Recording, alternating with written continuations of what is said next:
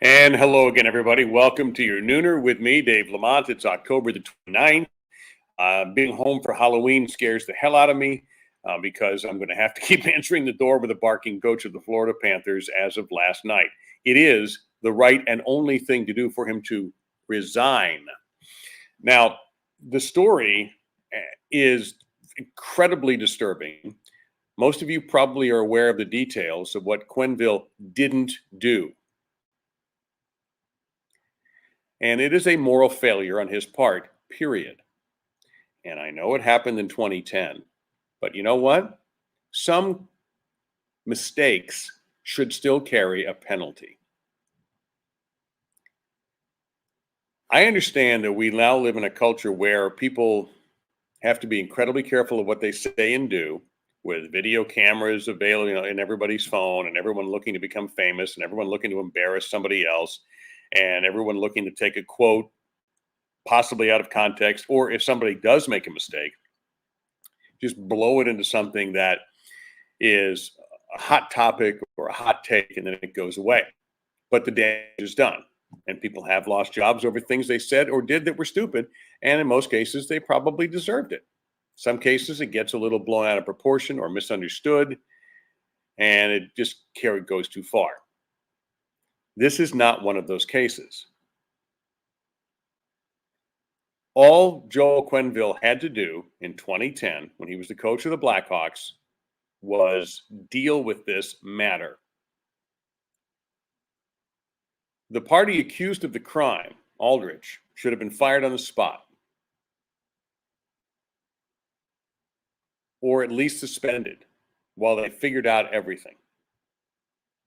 Instead, he's on the Stanley Cup. He got all sorts of money, went on to coach at other places, and by the way, get arrested for sexual assault in 2013 while a volunteer coach at a high school. And by all accounts, the Blackhawks never mentioned why he left the team and his somewhat troubled past as a sexual predator, which he was in the case of this 20-year-old who finally stepped forward and said, yeah, I'm the guy. I was the one who was assaulted. And then an intern was allegedly insulted after a Stanley Cup party by the same person. But here's the damning part about all of it. According to this report, there was a big meeting between all the Blackhawks honchos, of which Quenneville, obviously, as the coach of a team that was having a terrific season, is one of those honchos. And by all accounts, he and the team president were concerned about this being a distraction for the Stanley Cup playoffs, and they buried it. They ate it. They did nothing. Even worse, everybody knew about it in the locker room. Every report I've read indicated that every player understood that something bad had happened. They knew what it was, but it wasn't dealt with because it was a distraction. So they put winning over humanity. Now,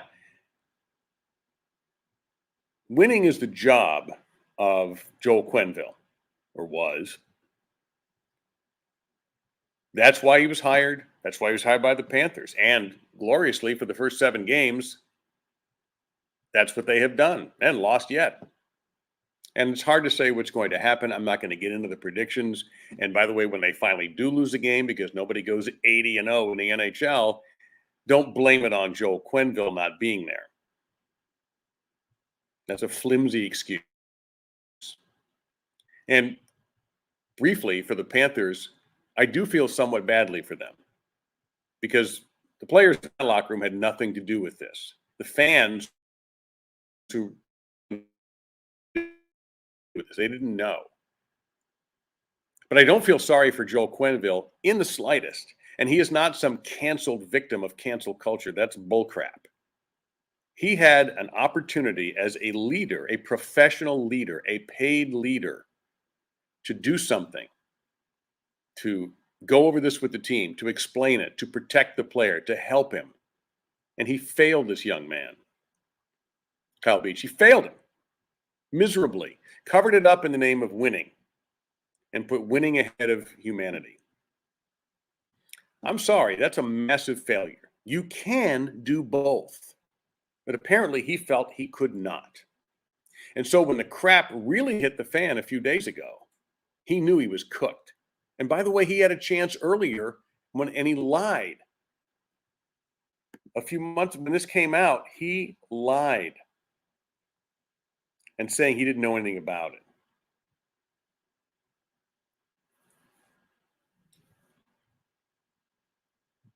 And there's still, by the way, an unnamed teammate out there. So it's not just Beach, but this other teammate. Both players now find themselves getting homophobic jokes even in the dressing room. But none of this came to light until Beach sued. All right. And Beach was a tough player.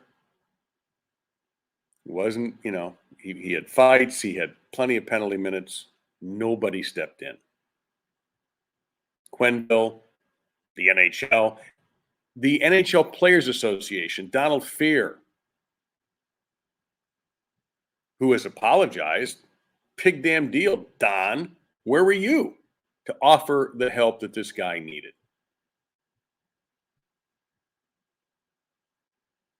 Not there. 11 years of silence. Quenneville and the others. 11 years of silence.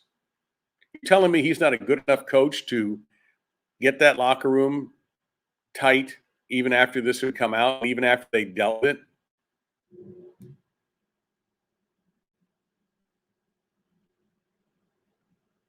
No.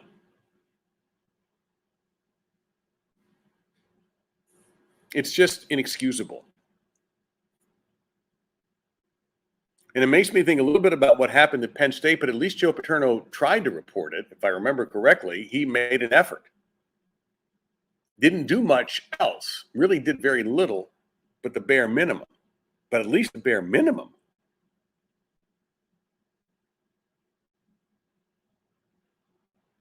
So now Quenneville basically has a show cause penalty that the commissioner will have to allow him to coach again.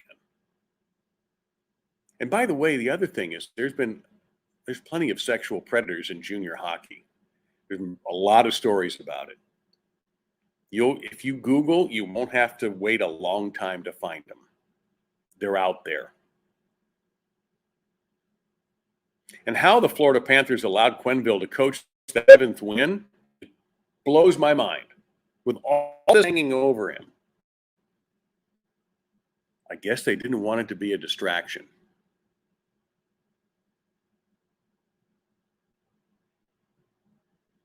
That's where we value winning. We don't really care if our team cheats.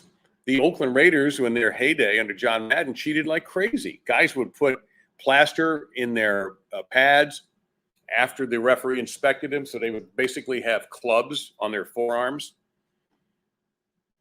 thumbs that were, to put in people's eyes or get a guy in the throat. But hey, just win, baby. You know about the Patriots and the signals. Don't hit me with the deflated football. It's just the stupidest thing ever, and I'm not going to talk to you about it. But it's all about winning. You probably wouldn't care if your favorite team did something like what the Blackhawks did. Hey, we got the cup, baby. Well, I wonder how people feel about it now. And you know what? There's going to be some cement heads who aren't going to care a thing about this. Hey, we won the cup. Leave Aldrich's name on there. Yeah, that's good. Let's do that.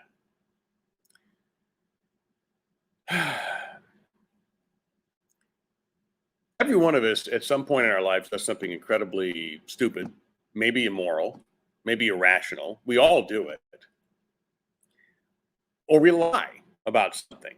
You tell what you think is a little white lie. Maybe you cheated on a test in high school, or you cheated on something in college, or you cheated on a spouse or a boyfriend or a girlfriend or whatever.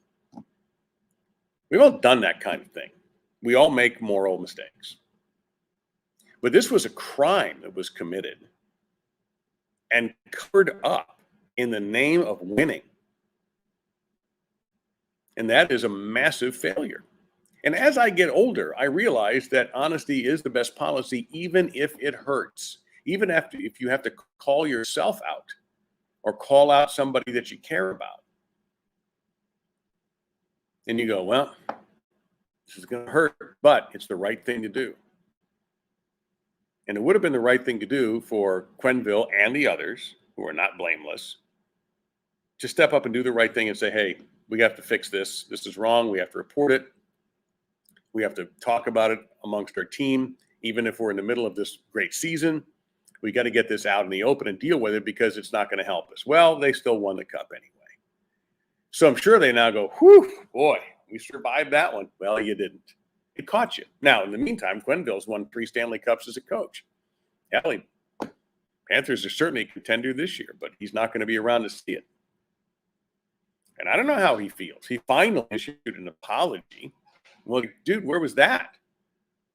But it's a moral failure. You know, I do some part-time teaching. And that means, along with my fellow teachers, that moms and dads send their sons and daughters to us, expecting them just to do the best we can to educate them, provide little leadership, and we also travel once a year or twice a year. So that means that we're chaperoning these kids who aren't our kids physically, but emotionally they become ours for that period of time. We're there to protect them from the things, to hope they win contests in the name of winning. But we also have to worry about all the things you worry about when you're chaperoning someone else's kids. It isn't babysitting per se, but it is a responsibility. Can you imagine if somebody took advantage of that responsibility and did what this guy did? It's a moral failure. And then what if somebody covered it up? Another moral failure. It will come back to bite you eventually.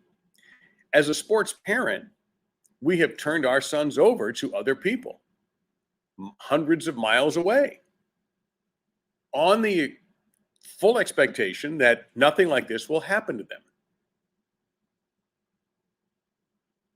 So that trust is violated. The whole thing is nothing but a massive violation, physically and emotionally. And if you're thinking, well, tough it out, kid, screw you.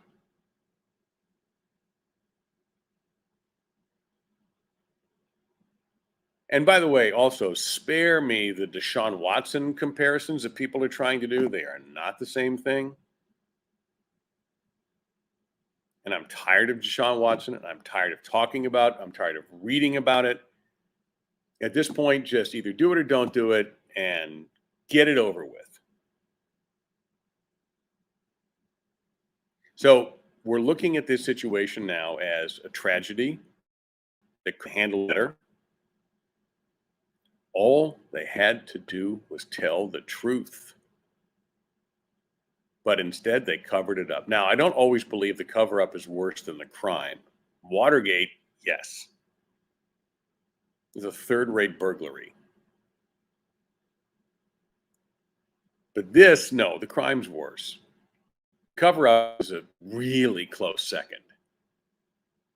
And I'm happy that those who covered it up are paying a price. Even if it's a delayed price, at least there is a small sprinkle of justice on this thing.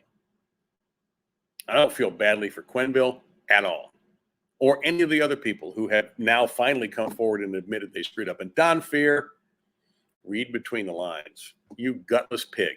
You had an opportunity to help one of the people that you were supposedly representing. And I don't know how you wake up in the morning and shave your fat face.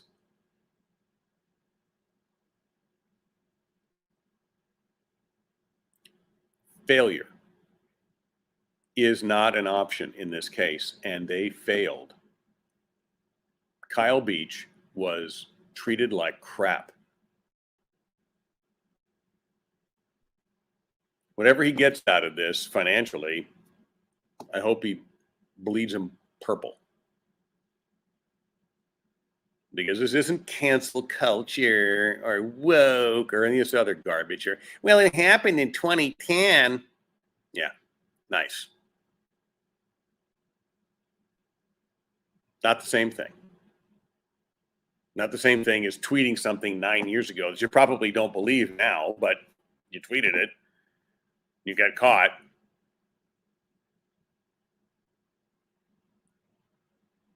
or a casual comment you made in 2014 or 2019 or whatever, that's a little different.